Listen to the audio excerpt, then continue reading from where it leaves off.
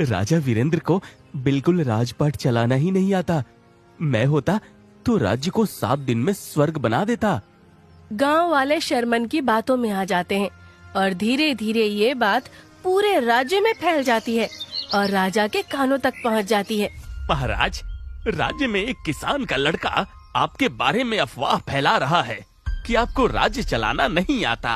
अच्छा, ऐसी बात है? तो एक काम करो, उसे अभी मेरे सामने लेकर आओ।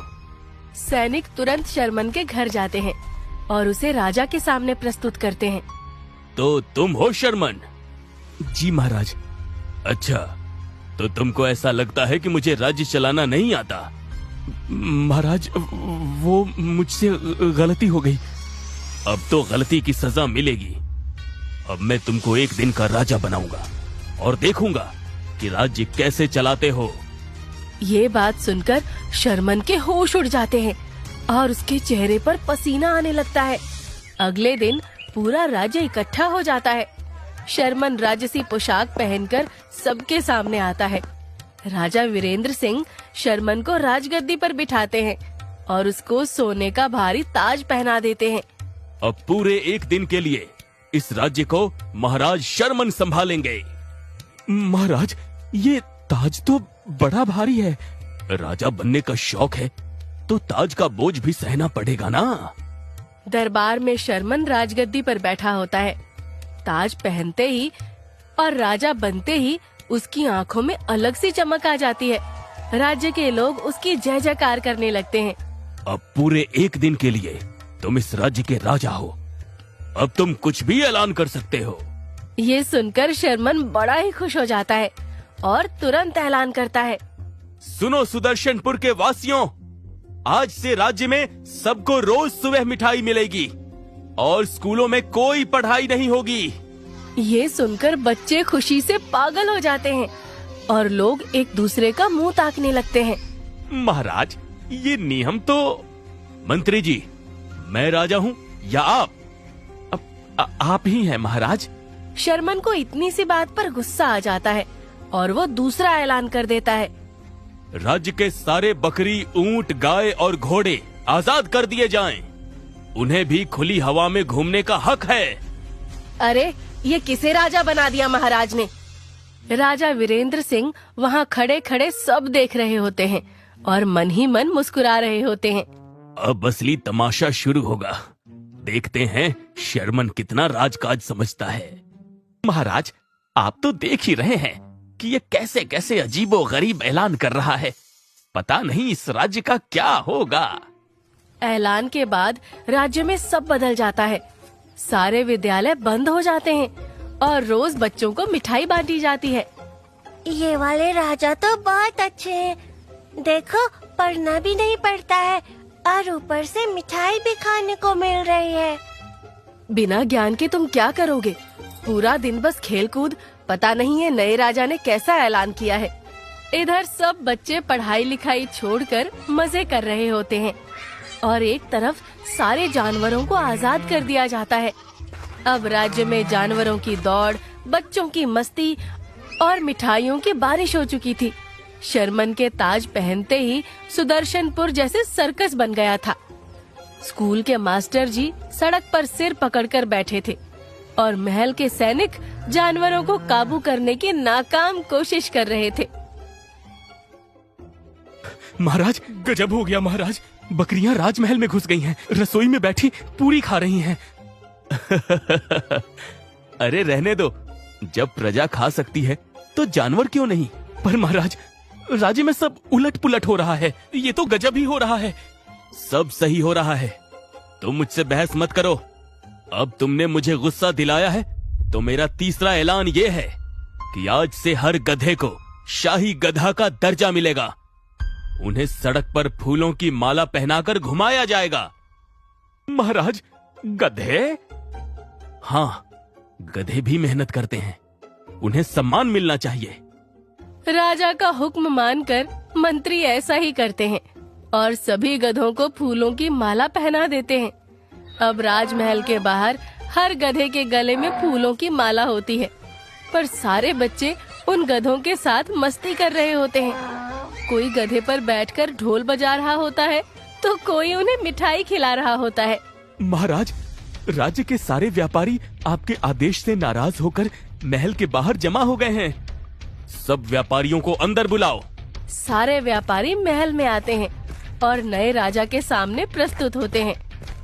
महाराज, आपने हुक्म दिया कि दुकानें बंद रहें, सबको छुट्टी मिले, लेकिन हम तो रोज कमा कर खाते हैं। ये क्या तमाशा है? तुमको पता नहीं है क्या? मैं एक दिन का राजा हूँ। तुम मुझे मत बताओ कि मैं क्या करूँ और क्या नहीं, पर इससे हमारा नुकसान हो रहा है। तुमने मुझे फिर से गुस्सा दिलाया। अब मैं एक और ऐलान करता हूँ कि आज से व्यापारियों को हर सामान के साथ 1 किलो आटा मुफ्त में देना होगा। व्यापारी अपना सिर पकड़कर बैठ जाते हैं। उन्हें शर्मन पर बहुत ही गुस्सा आ रहा होता है, पर वो मजबूर होते हैं। वहाँ से चुपचाप चले जाते हैं। दूसरी तरफ राजा वीरेंद्र सिंह, जो दूर से सब देख रहे होते हैं, वो अपनी हंसी को रोक नहीं पा रहे होते। लगता है शाम तक सुदर्शनपुर का नक्शा बदल जाएगा। पता नहीं 24 घंटे कब समाप्त होंगे और कब हमें इस बेवकूफ राजा से छुटकारा मिलेगा। अब शाम को शर्मन एक नया ऐलान करता है, जिससे सब हैरान रह जाते हैं। आज रात महल के बाग में लंगड़ी टांग प्रतियोगिता होगी। जो इसमें भाग लेगा उसे राज्य के खजाने से सोने की ईंट और एक ऊंट दिया जाएगा। ये सुनकर जनता खुशी से उछल पड़ती है और राज्य में हड़कंप मच जाता है। शाम होते होते सुदर्शनपुर के बाग में मेला लग जाता है। चारों तरफ रंग बिरंगे झंडे, मिठाई की दुकानें और ढोल नगाड़े बज रहे होते हैं। इस लड़के ने तो पूरे राजपाट के खेल का मैदान बना दिया। प्रतियोगिता शुरू होती है। सिपाही, व्यापारी, किसान, यहाँ तक कि रसोई के बावर्ची तक टांग उठाकर मैदान में कूद रहे होते हैं। सैनिकों की टोपी उड़ रही होती है। मंत्री गिर गिर कर कपड़े खराब कर रहे होते हैं। बच्चे तालियां बजा रहे होते हैं। गधे भी मैदान के चारों तरफ फूलों की माला पहनकर घूम रहे होते हैं। राजा वीरेंद्र सिंह वहाँ खड़े सब देख रहे होते हैं। वाह, क्या दिन था! कितना मजा आया! अब राज्य चलाना कितना आसान है। तभी एक सिपाही दौड़ता हुआ आता है और बोलता है, महाराज, बकरी, ऊंट, गधे सब रसोई में घुस गए हैं और अनाज खा रहे हैं। तभी दूसरा सिपाही भी आता है। महाराज, व्यापारियों ने दुकानें खोलने से इनकार कर दिया है। कह रहे हैं कि मुफ्त सामान दे देकर उनकी दुकानें खाली हो रही हैं और उनको नुकसान हो रहा है। अब शर्मन के चेहरे पर हवाइयाँ उड़ने लगती हैं। वो डर के मारे मंत्रियों की तरफ देखने लगता है। अरे, ये सब क्या हो रहा है? महाराज, ये सब आपके आदेशों का नतीजा है। शर्मन खुद जाकर राज्य का हाल देखता है। बकरी रसोई में, गधे फूलों की माला पहनकर दरबार में घूम रहे थे और जनता महल के बाहर नारे लगा रही होती है। हमें पुराने महाराज वापस चाहिए, ये राजा बनने योग्य नहीं है। हमें पुराने महाराज वापस चाहिए, ये राजा बनने योग्य नहीं है। उसी समय राजा वीरेंद्र सिंह दरबार में आते हैं। तो शर्मन, कैसा लग रहा है राजा बनकर? शर्मन भागकर राजा के पैरों में गिर पड़ा। महाराज, मुझे माफ कीजिए। मुझे लगा था राजा बनना मजेदार है, लेकिन ये तो सबसे मुश्किल काम है। मैंने मजाक समझा, पर आज समझ आया कि राज्य चलाना खेल नहीं है। राजा ने उसे उठाया, प्यार से उसके कंधे पर हाथ रखकर बोले, राजा होना मतलब सिर्फ ताज पहनना नहीं होता। राजा का मतलब है जिम्मेदारी, सबकी चिंता, सबको बराबर देखना, पूरे राज्य के फैसले लेना और संतुलन बनाए रखना। आप लोग इस लड़के की बातों में आ गए और अपने राजा पर शक किया, इसलिए मुझे ऐसा करना पड़ा, ताकि आप खुद देख सको कि क्या मुझे राज्य चलाना नहीं आता। ये सब मेरी वजह से ही हुआ है। मैंने सबको भड़काया था। आप ही सच्चे और सही राजा हो महाराज। मैं तो सिर्फ बातें बना सकता हूँ, राज नहीं।